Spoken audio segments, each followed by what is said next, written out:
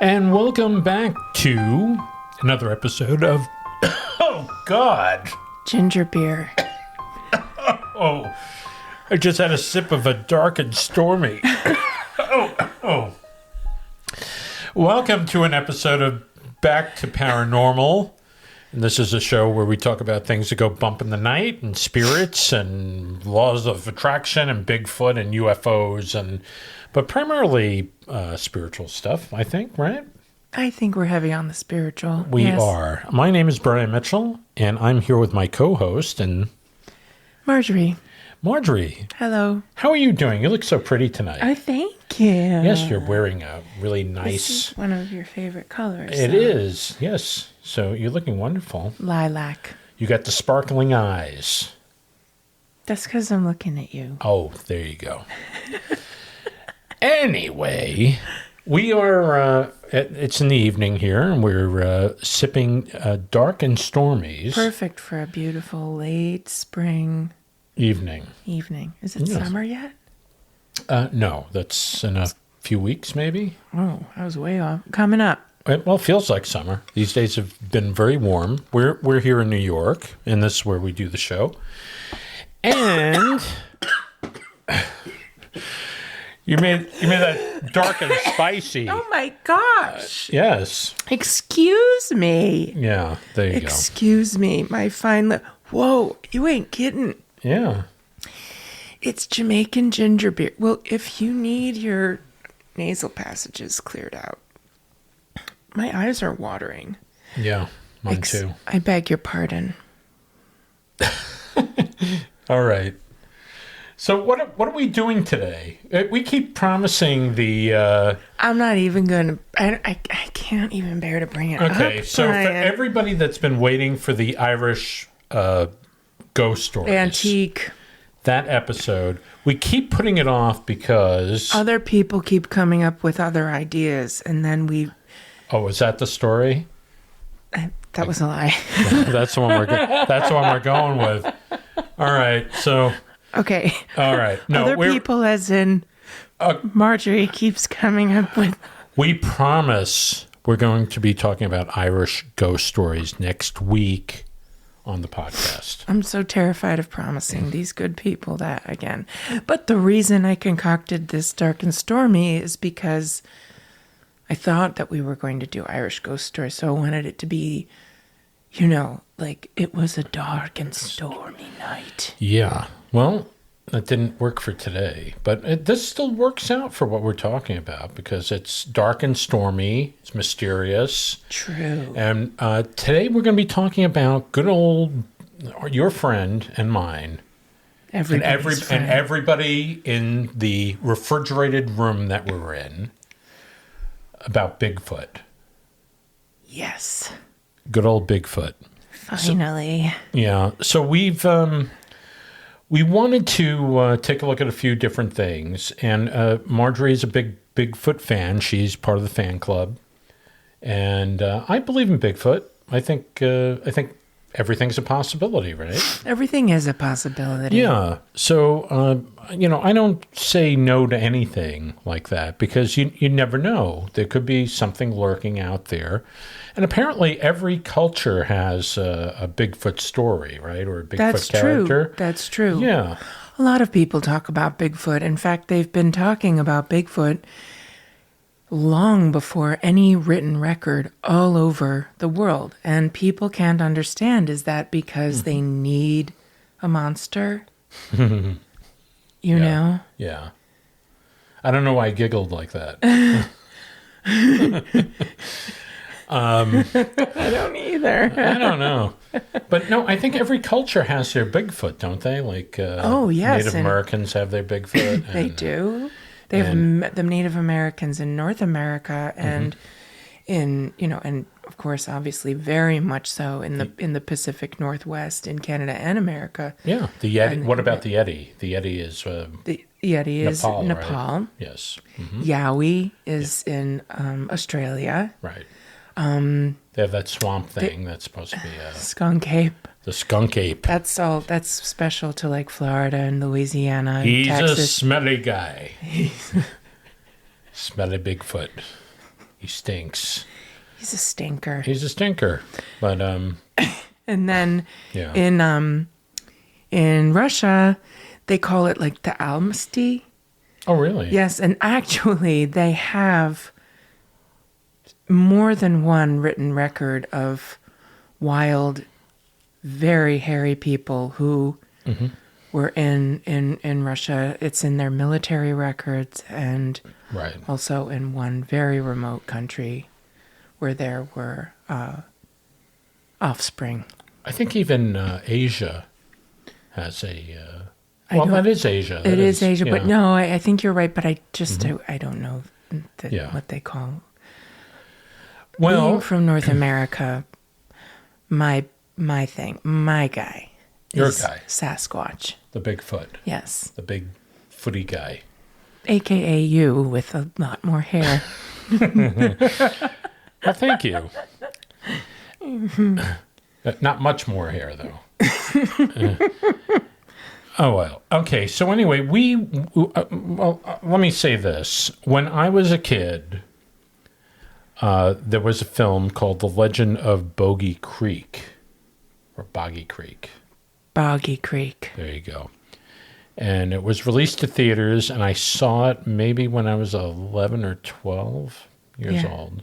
Yeah. Back in the 70s. And the film was basically it featured that famous piece of film. It's only like 24 feet of film, which in 16 millimeter land, that's probably about maybe a quarter of a minute, maybe. Wow.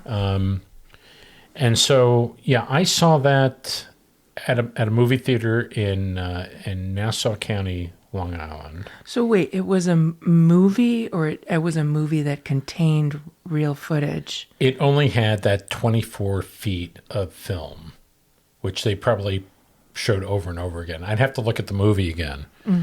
But I went and saw it, and the reason why I remember it had a Woody Woodpecker cartoon in front of it. How apropos. I guess so. But no, it was a fascinating movie, you know, and I was just sitting there watching it and taking it all in. Mm-hmm. And I think that was the first time I was exposed to that film, the Patterson. Was it Gimlin? Oh, they put the Patterson Gimlin film in the. It's in there. Oh, Yeah, that's they the blew it film up. that they use. Yeah, I mean that's been run over and over and over again. I think even those guys went on the Johnny Carson show, the Tonight Show, back in the day, and they were talking to them about it. You know. Wow. So, you know, it looks pretty authentic to me. That footage. Well, the legend of Boggy Creek. Mm-hmm. I only remember it because we used to, when I was really little, we had this thing where we would take sailing classes, and out by the water, like in this marshland area. Yeah. Where was And- that? On Long Island. Oh, on Long Island. Okay. And I feel like I stumped you on that on one. the rare occasion, you didn't stump me. Yeah. No, actually, you did stump me. Oh, jeez. Yeah. Sorry, guys. Yeah. Sorry. But we every now and then, when my parents would allow us, we got to go down there for movie night. And I believe that they had the reel. They rented the reel for Legend of Boggy Creek. Oh, really? They ran it? Yeah, and they played it. It was after it had been in the theater. Yeah, you know? yeah, of course. Yeah. So, and if I'm really being honest, the only thing that really scared me about going to see The Legend of Boggy Creek was James E. Thornton would scream at you if you left the door open because the light would come in, and he would be like, "Shut the door." I mean, he was such a bully. I wasn't scared of the movie. So that's how I know that Bigfoot and I were always going to be fast friends. You're talking about the people that were in the screening area. Yes. Yeah. The big, mean, bad boys who would beat on you and chase you down. Oh, I'm sorry. Yes. I'm sorry. I would have defended you. Thank you. You're welcome. Anyway, I'm open to this. I believe it. I think it's kind of neat to, even if it doesn't exist, I think it's just a neat thing to kind of believe in, because he's never really harmed anybody, Bigfoot or Sasquatch. There are some records of him having harmed, or him or it, right. One of them right. having harmed. You know what? This is another thing that gets my knickers in a twist. Oh, boy. Okay. The Patterson-Gimlin film very clearly shows, real or not real, whether you believe it or you don't, right. a Bigfoot. Yeah. With very swinging, pendulous mammary glands. She is female. It is very clear. And still Bigfoot to everybody. It's a guy. Is a he. It's a dude. Yeah. And you're saying it's not a dude. You're saying it's one. And everybody's one. like, oh no, he's out there. Like he's been out there waiting on us for 3,000 years.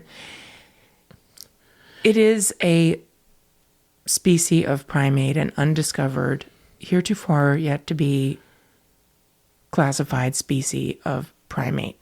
Bipedal primate. Right. Early man, whatever you want to call. That is what I choose to believe. Right. I've never seen one. I have been way out. I've been in the wilderness for days. Right. I know people who are great outdoors people, and everyone I talk to who's really skilled in living outdoors will not deny. And I've heard things. You've heard story. You've heard No, them. I've heard sounds. Like in upstate New York? I've heard it in Wyoming. Okay. Right. The people I do know in Wyoming and Montana, they all are like, they're out there. They are out there. And then I was in Vermont and I heard something, and everybody around me just froze. Yeah. Just froze. Right. And it was something I'd never heard. And, I've spent a lot of time outside at night. Yeah. And peacocks, it was weird. Peacocks have a very weird cry. They do. Yeah. Yeah, but I know what that is. Yeah. And so you're saying it's basically, no, it's not that. It was not a peahen. No. Okay. All right. Well, it's interesting. I remember that everybody was so nervous hearing this screaming. It was blood-curdling screaming. Wow. And everybody, we were having cocktails on a deck. Right. And it was like the sun had gone down, but they all looked. And just to assuage everyone's fears, I said, it was either a Sasquatch or a common barn owl. And my friends were like, common barn owl, common barn owl. It was an owl. You're right. You're definitely right. It's crazy. They just wanted it to be that owl so bad. Yeah, of course. I went with it. Well, you don't want to go with the blood-curdling scream. It was so weird. One person was like, should we call the cops? Look, there's a lot of shows on the air. We've watched a lot of these things. And, I've always had a problem with, they'll have like the night vision. And so you'll see this red dot on there, on the night vision camera. Yes. And, and it really bothers me when they go, oh, it's a Bigfoot. Right. It's a Bigfoot, and it could be anything. I know. It could be a bear. It could be I don't. What's your take on that? I think that the sad thing is people are trying so hard to prove that it is something that exists, that's out there. That sometimes, I hate to say it, but it does feel as though they grasp at straws. Yeah. I myself get infuriated when people try to hoax or hype up footage and make it seem as though it is, because I just don't think that's necessary. I really just don't. But No, I agree with that. Look, just to make this very, very clear, we're up with Bigfoot. yeah, we are. Up with Bigfoot. So no, really. No, We are. yes. Yes. That used to be the old saying, I'm up with Nixon or something like that. And it's like, Why kind of a Nixon? Let's just do that with Bigfoot. well, we just did. Just did. Up with Bigfoot. I'm right behind you. Whatever that means. But no, we are believers in that Bigfoot can exist. But like all the other shows that we've done so far, and we've done a bunch, not 100, but we've done. Yeah. I think this is the 9th one, maybe 8th or 9th. I don't know. We don't put down anything.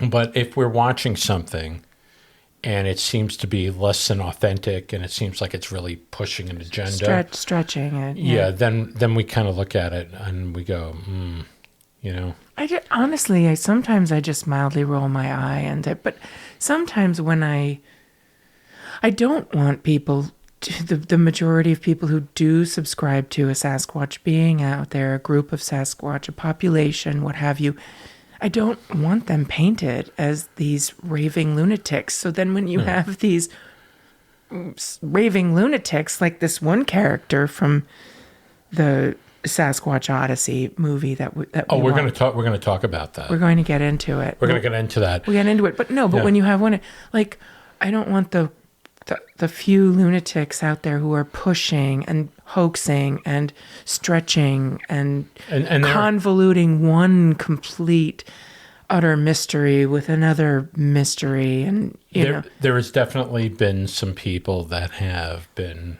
perpetuating hoaxes, and they make the really serious, intelligent, normal rest of us look. No, it's true. No, it's true. It's like when you have somebody that is you watch them and they feel less incredible. It really gives the serious stuff a black eye, right? Agreed. When you get a guy that goes, "Oh look, Bigfoot ate my hot dog," and he has like and it could be like a little piece of bun left, on a stump. And, and I kind of look at those people and I kind of go, Yeah, things that make you go, It's possible. It's always a possibility that Bigfoot could eat your hot dog. It is a possibility that I'm pretty sure. Yeah.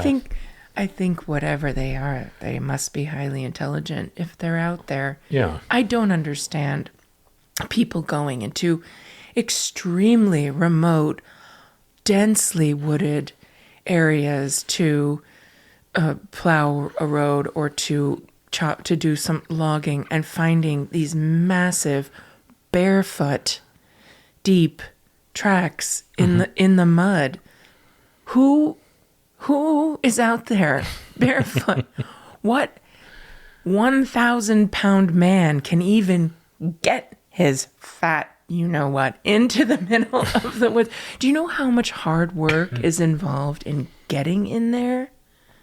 I would say a lot. A lot. Yeah. I mean, anybody who weighs over 800 pounds is a regular human. Mm-hmm. Is probably not inclined to. They're probably not going to be out in the forest. They're going to be in front. They're going to be in front of rigor involved. They're going to be in front of a TV and they're going to be chowing down on something. Yeah, these are the people who have to be lifted out with a crane. Yeah. And we're not trying to insult anybody out there. No, but even though we're insulting people out there. Okay, but, you're not, but yeah. I'm just trying to connect the dots. I mean, you have these huge footprints, bare feet, Right. Out in the middle of nowhere. Yeah. And who's out there doing that? Who? Right. So that's as simple as that. If you're a Bigfoot tracker, and a lot of Bigfoot trackers spend decades looking in the woods and life spent in the woods, and all they ever find are the tracks. They've never had the pleasure of an encounter, quite frankly. Which brings us to the movie we watched. And it's from 1999. Yes, I know it was a million years ago, but it is Bigfoot Odyssey, The Hunt for Bigfoot. Is that the name of it? Did we get it right this time? You did! Yay! You did! Woo. Yay! Here's a balloon. Here, I'll boop you. Oh, okay. Here we Boop. go. Here, just Boop. the dark and stormy. It's making its reappearance. We got Sasquatch Odyssey. We do. You got it spot on. Actually, the ice in it is bring down the temperature Of the ginger heat. Yes. It was directed by Peter Van Putkamer. Try to say that a couple of times fast. I know, Peter Piper picked it. Yeah. So what was this movie about? So It was a documentary, yeah, and there were times where I felt as though, there were moments, Brian, where I felt as though while we were watching this documentary, real people, Yeah. historic, right. I guess, in the Bigfoot verse. But I did feel like I was watching a mockumentary by Christopher Guest. It does kind of feel like that, but they got, I guess they called it the four horsemen of the Bigfoot. And so these guys, these four gentlemen, some sounded very scholarly, I'd have to say, Yes. learned, Yes. right? And some did not. But they were all searching for Bigfoot for 40 years or so. Since the 50s. Yeah. And what was very surprising to me was like one person, I think it was John Byrne, or no, I'm sorry, it's not John Byrne, Peter Byrne. Yes, the Irishman Yes. the Englishman. He collected, about 1,000 accounts? From people. Yeah, and I think he narrowed it down to maybe 100 plus credible, what he felt was credible accounts. He said, honestly, for every 1,000 interviews I conduct with other Bigfoot trackers and even just other regular Joes who feel as though they've had a Bigfoot encounter, I think I come out of it with roughly 125 credible, yeah, records. Yeah, and so, not a vague thing, just something that was very descriptive, and they described it in height and with more detail, right? So I found him the most credible. I agree. Out of he got his start. Yes, out of all of the four main group of the central characters in this film. I would say he's the most credible. He got his start in terms of working in India and then being very interested in hunting for back then in 1953, they were calling this the abominable snowman. And English people were explorers then who were putting a great deal of funds into getting to the bottom of who set out those tracks in the snow at the highest peaks. In the Himalayas, and so he did a couple of those, right, mostly just on his own with a couple Sherpa to assist him. Yeah, he hooked up with a millionaire by the name of Tom Slick, and if that sounds familiar, there is a cartoon character that was a race car driver called Tom Slick, and he's a little bit demented. So when I heard the name, I was like, there was actually a guy named Tom Slick that was a millionaire. I don't know if that was his real last name. I don't know, but that's what they call him. But anyway, this gentleman ended up funding a lot of research because he had a fascination with like the Bigfoot. And, yeah, but he started off with finding the attempt to locate the evidence that would point towards the Himalayan Yeti. Yes. And then he focused on the Pacific Northwest. Yeah, because there were accounts of that. And yeah. And he hired Peter Byrne to run the whole show.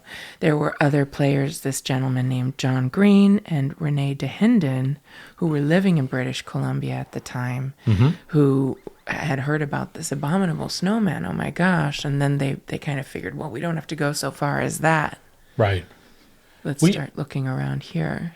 Just so you know, this movie is available on TUBI, which is a free service. And so there's a lot of stuff available on TUBI. TUBI has so much stuff. Yeah, they have a lot of Bigfoot stuff, which is pretty incredible. You know what? Yeah. I'm disappointed in myself because there was one night where I was looking at TUBI and I was kind of like, oh, they have so many Sasquatch documentaries. This is crazy. This was like a year ago. Yeah.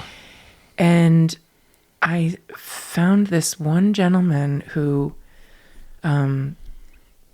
was making these very short movies of his own personal footage. And it was really mind-blowing footage. Yeah.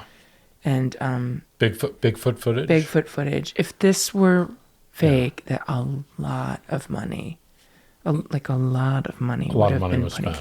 Yeah. And he just spent years just living out in a tent. Just capturing stuff. Canada. Right. And some of the footage, and then I never wrote down his name. And then when you said, "Hey, let's do this. Let's do a podcast. Let's do a podcast about just the two of paranormal us. stuff." Yeah. And then I went back to TUBI to try and find it, and I just couldn't find it. Now it's all kind of junky. Yeah. Stuff. There's a lot of weird stuff. There's actually a movie we watched, and it's kind of like a Blair Witch Project movie that basically it's Bigfoot instead. It's not. It literally follows the Blair Witch Project blueprint. It's a found footage style film movie. And guess who ended up watching it? We did. So I had watched it, and then I made you watch it. You made me watch it. Yeah. And it's actually it's a really well done movie. Was that on TUBI or yes, that was on. That was also on TUBI. It's called Willow Creek. It's from 2013, and believe it or not, it's the comic actor Bobcat Goldthwait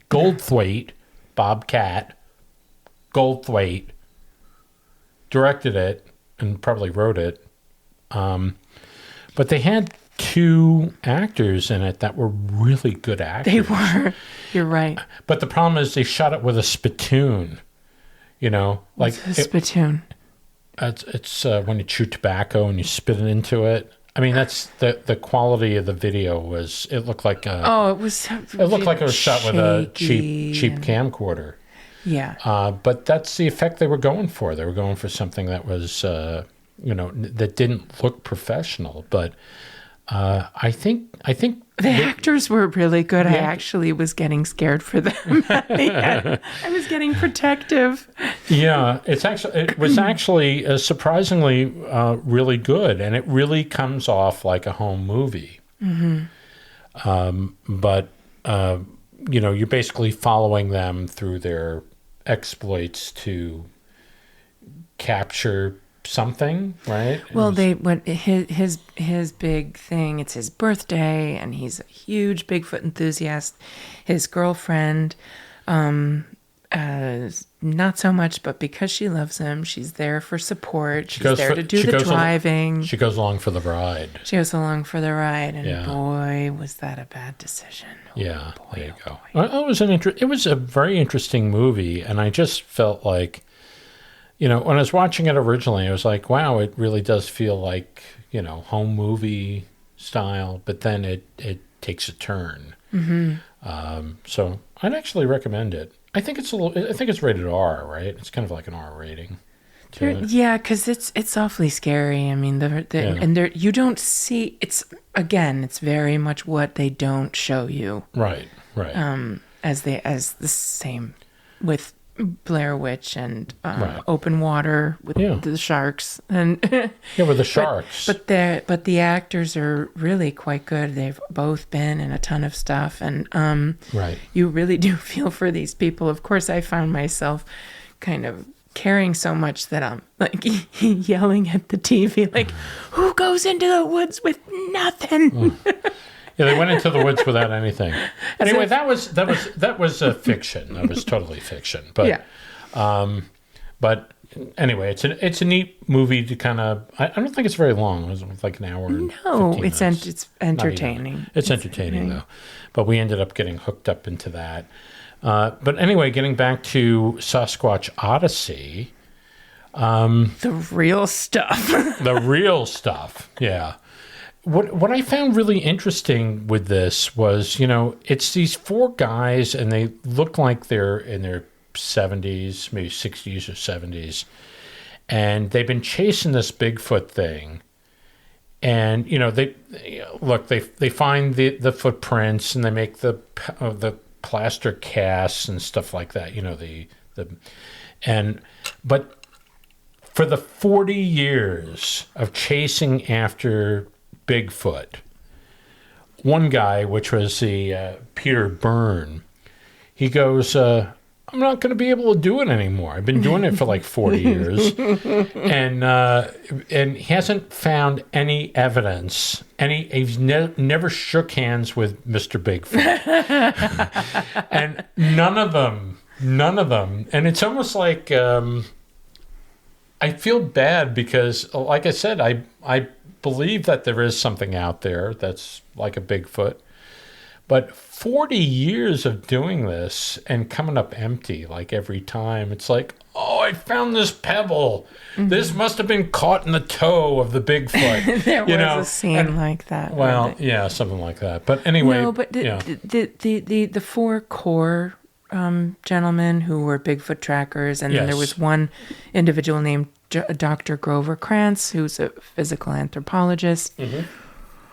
None of them have ever seen that. They don't actually feel as though that's some sort of mark on their reputation as Bigfoot trackers. Right. Because they've just amassed in their research, they've amassed so much other peripheral evidence that makes them that much more convinced. But what I thought was interesting was that there were so many rifts in between the four of them. Like, there's this clique of two and then that clique of two, and what it really boiled down to, what a lot of the animosity boiled down to amongst them, was that you have a camp of Bigfoot enthusiasts who feel as though this is human. Mm-hmm. And then you have, and this is kind of disturbing, so prepare yourself. Oh boy. That there are people who don't want to consider it to be human because they would like to be able to get the evidence of a body, meaning to shoot one. And I don't know. I was raised, if you ever shoot anything, you better eat it. So maybe they did. I just find that to be very, very disturbing. I find it to be very disturbing too. I think it's and as far-fetched as it might be to a lot of people, there are so many states in America where it's a law that you cannot shoot a Bigfoot. Wow. Well, I think it's a good law because people. No, I think it's an excellent law, but to me that says something about credibility. I think there's been so many sightings of Bigfoot that people have actually, people in government have taken that seriously, and it's like, well, but I think there's something else to it, because if somebody happens to dress up in some sort of a Bigfoot costume, okay, and then somebody shoots them, right? Well, usually if they do that, it's primarily in gun-toting country. So yeah, you're an idiot. Gun-toting country. So where people are packing in their glove box if you're dressing up in a suit, please don't. It's a Bigfoot. Shoot it. Just. Sorry, Charlie. To the wise. Yeah, I know. Wow. But I did find that to be a disturbing feature that there are some anthropologists out there who are supporting the theory that we're not supposed to regard this as a human. Yeah. So that full, complete evidence that they are so desperate to acquire will come out. Right. Which means, I don't know, but in my mind, murder, Yeah, the science community really bothers me because it's like they form an opinion and then it's basically they try to wedge everything into that opinion. Right, because it's so immutable. Yeah. It's so, yeah. And that's happened over time. I think it's the same thing. Today, people are, they're still trying to say with spirits and stuff like that, your soul is like the product of your imagination, like when the brain dies and all that stuff. And I know we're getting off on a tangent, but the point is that, okay, so riddle me this, Batman, It's like, how do people go from one room to another when they're supposedly dead on a table and can tell you exactly what was going on in a hospital or at somebody's house at that time? Yeah. And it's like and I've said this before in the podcast where I say they try to cram it into this box and you can't cram it into the box. They try to make everything some sort of rational explanation that fits their agenda. And I really have a problem with that because that's really closed-minded. I agree. Yeah. So to think that, there were animals that they said, the animal's extinct, and then they find the animal somewhere in some continent. Yeah. Right. Yes. And so, until that discovery happens, there is no possibility. It's totally extinct. It's extinct. There's no possibility that it will ever come back. And then somebody says, here, Mm-hmm. So, I have a real problem with the scientific community trying to do that all the time. And that's what it seems like it happens a lot. It does feel like it happens a lot. And it also feels like by doing so, they just shoot themselves in the foot. Mm-hmm. The silverback. In the Bigfoot. Keeping the theme alive. Do keep that theme alive. Yes, okay. The silverback gorilla was a critically endangered species. And then not that very long ago, after looking for years in the middle of the Congo, they found this population of, well into the 5 figures. That's right. Which is wonderful. That's right. And, they discovered that vampires really exist. Those are, and fairies and leprechauns. But those are huge primates. Right. So, and they had been gone undetected for forever, So, how much rum did you put in this dark and stormy? No, not a lot. It's just that the ginger beer also has its alcohol. Oh, it does. Yeah. Okay. Yeah. I'm sorry. No. It's delicious. It is delicious. It's really delicious. But it does burn. Like it does burn a little. The initial ones, there's ice cubes in here, and it's really watering it down a bit. So, So take your sweet time. Yes, take your sweet time. Yeah. So. Okay, so for those of you who don't know, dark and stormy is very simple. A nice mule mug of ice, squeeze of lime, Jamaican ginger beer, and dark rum. You could use Myers or Gosling's. Or You won't find it at McDonald's. You could do Mount Gay. You could do Mount Gay. What was that? Mount Gay. Mount Gay? I'm trying to impart the recipe for this concoction to our faithful listeners. Okay. Well, it's quite good, and it's quite dark, and it's stormy. So I like it. Good. Yeah. Thank you for making it. You're very welcome. I appreciate it. It's my pleasure. Okay, so what do we have to say about But then they also had a lot of people where they brought in these real kooks. Well, they brought them on as experts, but experts, yes, like this one woman who was she I won't say the name, but believe that they came to me and they told me we come from the planet Hercules, Mercury, but I can't say for sure because I've never been there. Yeah. Which was good of her to admit. I know.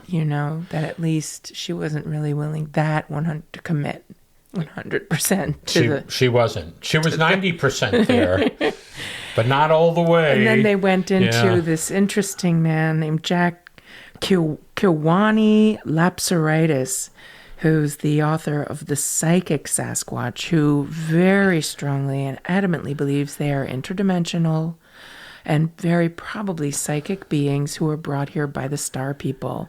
I happen to hear that we were watching Ancient Aliens for a long time, and we stopped because it kind of the new episodes are retreads of old episodes, but they kind of brought up stuff like that on the show, like these things travel through, it's an interdimensional being, as far as aliens go, and I think they even touched on Bigfoot on the show. They did, yeah. So, I'm not going to say no, but I'm not going to say yeah, I believe that. I don't believe that. But it's, hey, show me some proof. Bring me a Bigfoot that came from planet Kiwanis or whatever. I don't Hercules, Mercury. Yeah, I don't know. Jack Kiwani Lapsaritis, I don't know about you, but I'll speak for myself. He was giving me big time Heaven's Gate, Marshall Applewhite. Yeah. Remember that Heaven's Gate cult? Oh, okay. The leader with the eyes popping out. Oh, no, we don't want that. It was whoa. And he has had 300 plus encounters with big people. Wow. Bigfoot, who said that that if they get injured, the star people will carry them away. Is that actually a group, the Bigfootsies? No. Oh, there should be. There should be, If somebody starts up a group like that, I'd like a little bit of commission.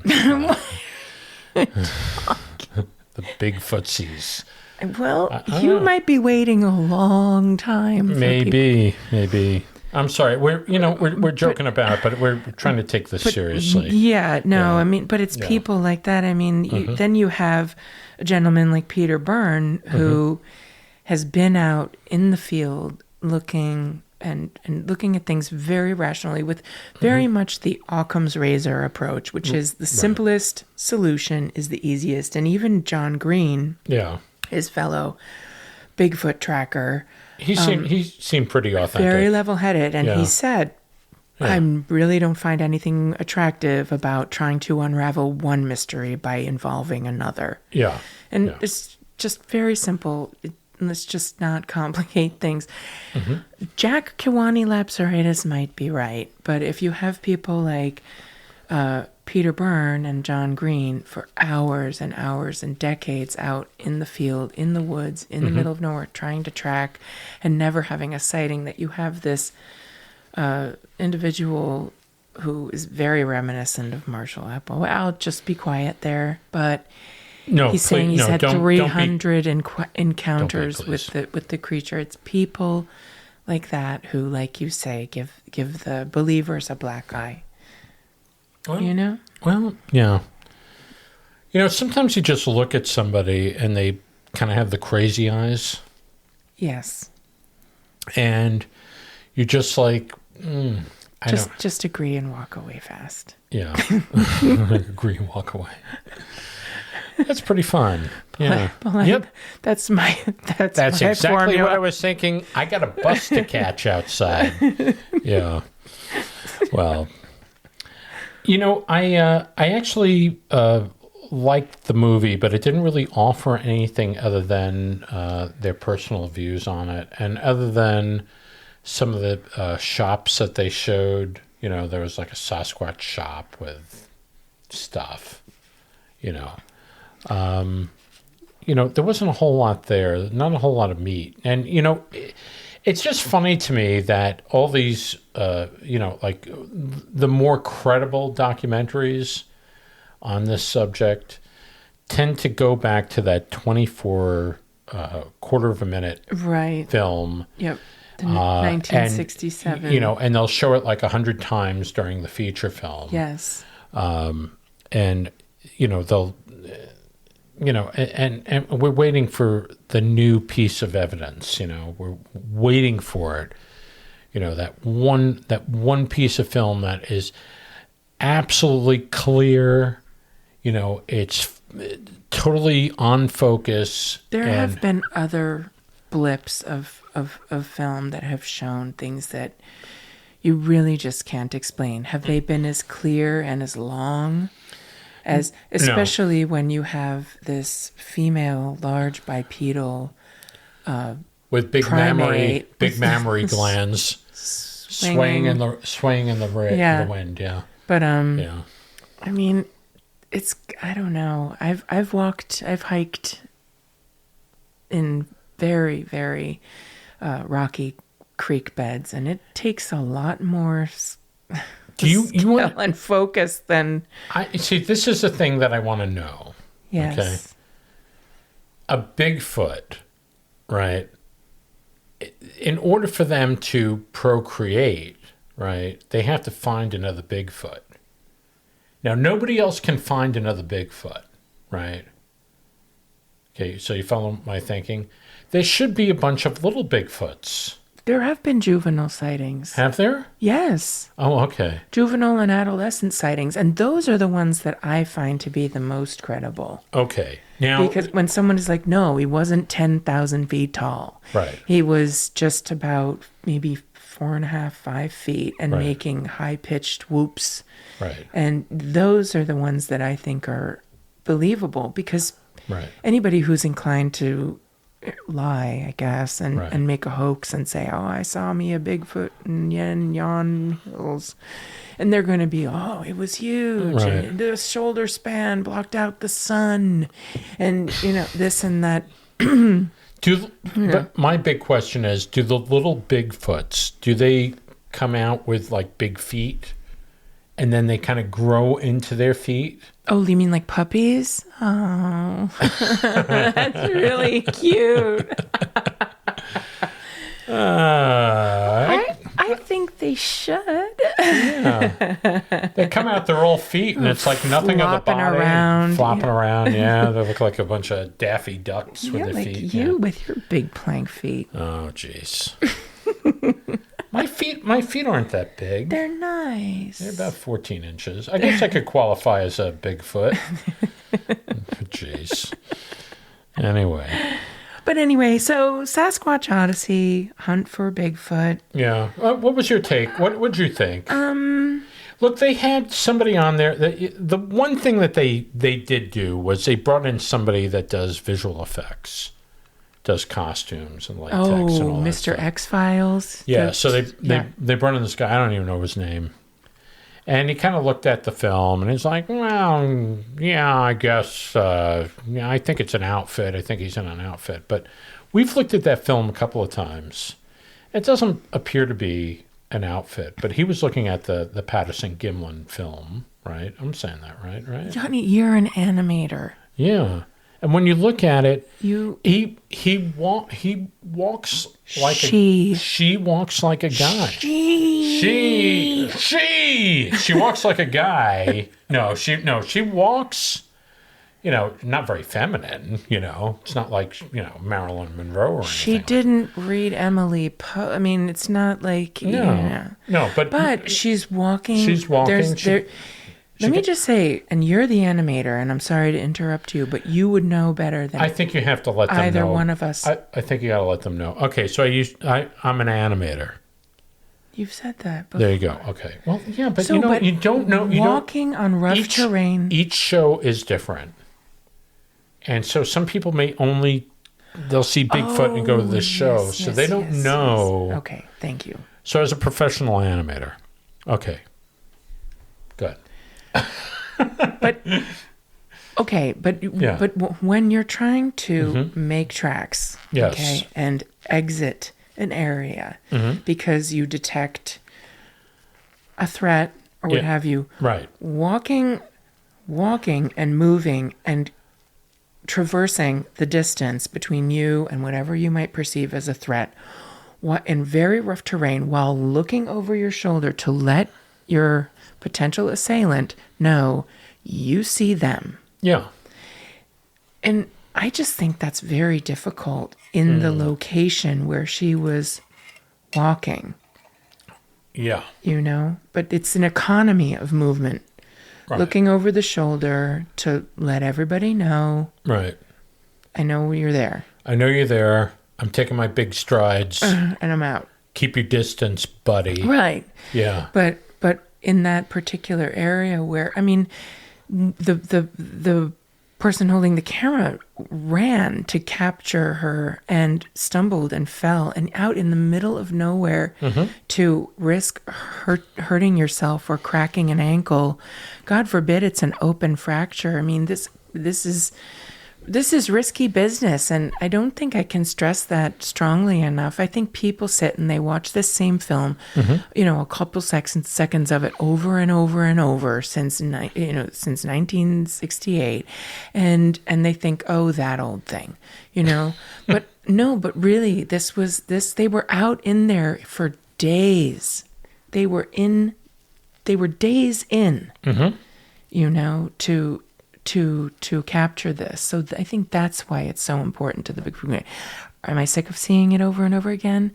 Okay, I'm not going to lie, yes, but I do take it very seriously because I know the amount of work and effort and risk that was involved in doing this. What is interesting about seeing this particular film is that clip is I read this and it seems like it's the clearest clip of that I've ever seen. Even with they cleaned it up. They cleaned it up. They really cleaned it up. So it's worth seeing it for that. You know what? If that's what and it's worth it. Yeah. You know what? That's a good redeeming quality. Yeah. It's not too many though. I mean, I came away from it thinking they have passed away now, but I would have loved to have sat down with a cup of tea or a dark and stormy with Peter Byrne and just listened to him about his travels. He just passed away like a couple of years ago. Really? And I think he got into his late 80s or early 90s before he passed. And so this was done 20 some odd years ago, this movie. The other gentleman that you were doing an impression of him before, where he's kind of like, Renee DeHinden. Yeah, where he was kind of... It was kind of... I couldn't understand a thing he was saying, but... It took a couple of tries. Yeah, but he passed away like 2 years after this film was made, and he was tracking Bigfoot for 40 years and never found anything. Yeah. So he had a very interesting voice. He's from Switzerland originally. What's your impression of him? Very angry. Yeah, very angry. He seemed every single little thing would just set him off. Right. He's a spunky little Swiss. Yeah. Swiss Deutsch. He was like, I know all about Jack Lapseritis. I don't want to hear nothing from him. Like that. There you go. He's mad. Yeah, he's mad. He's angry. It's probably what he volunteered to do the documentary, and then at one point in the documentary, he's like, I'm tired of answering all the questions. Yeah. These questions you keep asking. Kind of sad. It's good that he lives all alone in a trailer in the middle. He lived by the van down by the river. He's in a van by the river, guys. Yeah. No, but Yeah. He dedicated his life to something. He did. He had like a small portion of that trailer where he had like the, basically the casts of all these footprints. Mm-hmm. And so, they're kind of sandwiched over there by the window. And I found this over there. And then I found it over there. Over there. And I'm sorry I'm making fun of him. I'm not making fun of him. It's just that's the way he sounded. Yelling and screaming. Just How, to the simplest little question. Yeah. This sandwich is not good. I don't like it. Yes. Call up the craft services. Craft Done service. with this. Done. Using these footprints cast to make my food insulate my trailer. Oh my goodness. Okay, enough. Okay, bless his soul. Bless his soul. Yeah. Anyway, what was your overall impression of this movie? Okay, glad I saw it and never have to do it again. That's my overall impression. We watched it 1.5, 2 times. I watched it the one time, and then I figured, again. Shoot, now I have to go back and take notes. Yeah. One of the main reasons that I felt I needed to go back was to really kind of get to the understanding of what Renee Dahinden was screaming about. Right. Well, he was passionate. Let's just say passionate. Yes. Passionate. I like the film. I just feel like they filled it up with a lot of junk footage. Because, when you're talking to these people, most of the information gets out in like 5, 10, 15 minutes. That's really all they needed. Yeah, and that was pretty much the beginning part of the film. And they could have filled it with much, much higher quality Sasquatch footage that does exist, that's out there. I don't know why they didn't. I don't know, but I just feel like it's an okay film to watch just because it's these 4 people that are. What happened? That's okay. We have a table that rumbles a lot. No, we don't. We're gonna cut that out. We're gonna cut that out. We're gonna cut out what? The rumbling table? The whole thing. I like the rumbling table comment. I don't. We'll fix that. Okay. Normally when we do these podcasts, I'm the one rumbling the table. It's we normally do not. It's pretty clean edit. Mm-hmm. Okay. Okay. We're moving on. We're moving on. All right. See it, don't see it. I think it was interesting to watch some of the history of where this all came from, and these guys really dedicated decades to this. If you really want to be entertained and you're interested in Sasquatch, Willow Creek is up there. But I just well, that's fictional. But if you want something that's credible, I think these guys are credible. They are credible. Yeah. They are Bigfoot trackers. They've been tracking him for 60, 70 years. And not finding anything. Except for prints and stuff. No, that's fine. So it is Sasquatch Odyssey. It is on TUBI. The subtitle of it is Hunt for Bigfoot. And so I recommend. It's not a number. How do you feel about if someone does come up with real, widespread, credible, concrete, right, evidence of Sasquatch existing in North America? What do you? I don't understand. How would you feel if suddenly you woke up and you turn on, News 11 or whatever, and it's all across the headlines? Right. How would I feel? Yeah. I would feel pretty good. That would actually be a good thing. I think it's pretty sad that somebody spends like 40 years of their life and they don't turn up anything but a rock, or a supposed footprint. Plaster cat. Well, I've already said how I feel about the footprints in the middle of nowhere, but I believe in Bigfoot so strongly, and I would be so sad if I don't want, because I just want them to stay hidden and protected. Yeah, I think somebody. It's like that scene in Jaws. Right.